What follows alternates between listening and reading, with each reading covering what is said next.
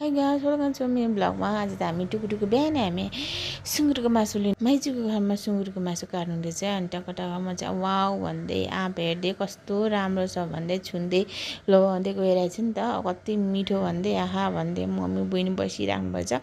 अनि त्यसपछि त पनि मासु टक्क काट्दैछ हेर्दै खाउँ लागेको परपर भुटेर खानु मन लागेको मलाई चाहिँ। किन सुँगुर मेरो फेभरेट हो नि त, त्यही कारणले आहा दाइले कति मजाले पिस बनाउनु हुँदैछ मासु ढान्डारान गर्दै म चाहिँ रमाउँदै भिडियो बनाउँदैछु। अनि त्यसपछि चाहिँ हामी मम्मीले नि ल हामीलाई पनि लगाइदिनु त मासु मजाले काटेर भन्नुहुन्छ। ल भनेर दाइले पनि छेउछेउमा मासु काटेर एक ठाउँमा राख्नुहुन्छ। त्यसपछि बहिनी आनन्दले बसिरहेछ। झन् यिनीहरू कति आनन्दले बसिरहेछ होइन, यो चाहिँ माइजूको फ्यामिली। अनि त्यसपछि आँप कति धेरै हो भनेर म चाहिँ भिडियो गर्दैछु होइन। यस्तो राम्रो आँप मिठो न मिठो, हाम्रो सानोको यो आँपमा हामी कति झुन्डिन्थ्यौँ पहिला सानोमा, गुलियो हुन्छ। अनि त्यसपछि कति राम्रो फुलहरू यो फुल त भनेर माइजूलाई तारी कति धेरै राम्रो फुल भनेर। अनि बहिनी पनि हो नि भन्दै झन् यो त कति मिठो हुन्छ, अनि यो त झन् मिठो न मिठो हुन्छ भन्दै पनि भिडियो सम्बन्धै छाम्दैछु। अनि त्यसपछि म चाहिँ साह्रै मिठो बास्ना सुन्छु ल भनेर सुँगेँ।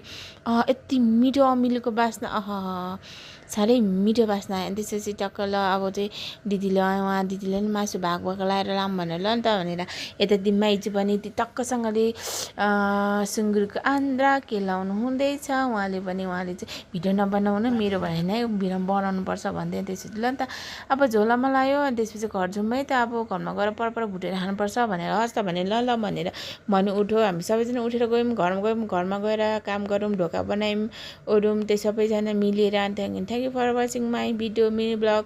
मेरो